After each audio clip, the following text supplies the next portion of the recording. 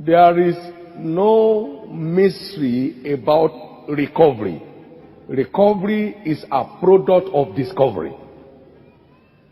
You can't recover what is lost until you first discover it. Your expectation is validated by your discoveries.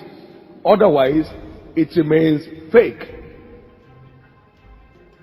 The Bible is not a mystical book like the 6 and 7 books of Moses and the Grail message. Those are all subterranean materials to subvert your soul and make you live a frustrated life. I have worked with this book 40 years plus.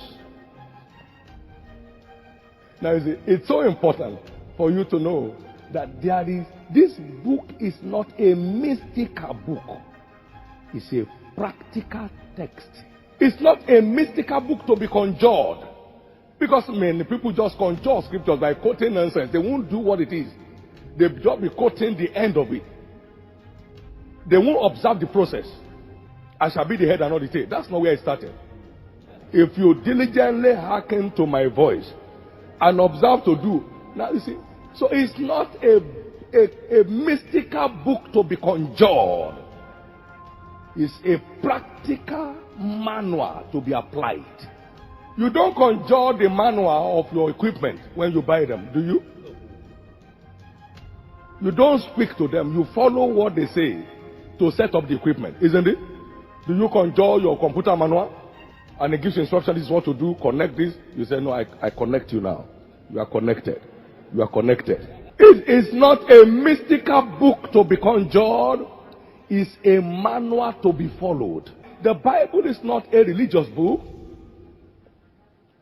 containing Father Christmas promises. The Bible is a covenant book. The word testament actually also means covenant. So we have the old and the new covenant that makes up the Bible. And the two are equally relevant to you because Jesus didn't come to destroy the law. Matthew 5:17, but he came to fulfill them. So the Bible is a book of covenants, not just a book of promises. And covenant means a deal enacted by God, built on well-defined terms, sworn to by an oath for anyone who is interested. You are not done because there's no more space on top. You are done because you don't know the way to the top. Top just claiming promises. Commit to the processes, and the promises will come true on their own. It is your commitment to the conditions that makes you a covenant practitioner. Conditions, you can't just wait on there and be looking and waiting. It shall come to pass if thou shalt. If you choose to, if you shall commit to, it shall come to pass. If.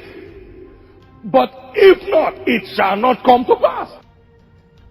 You see, whatever is too big for your mind is too big for your hand. As a man thinketh in his heart, so is he. Until there is a change within you, there can be no change around you. And what the Word of God does is to renew your mind before it can transform your life. Until your mind is renewed by the Word of life, your life cannot be transformed in truth and in deed. God has a place for you on top, but it is at a cost.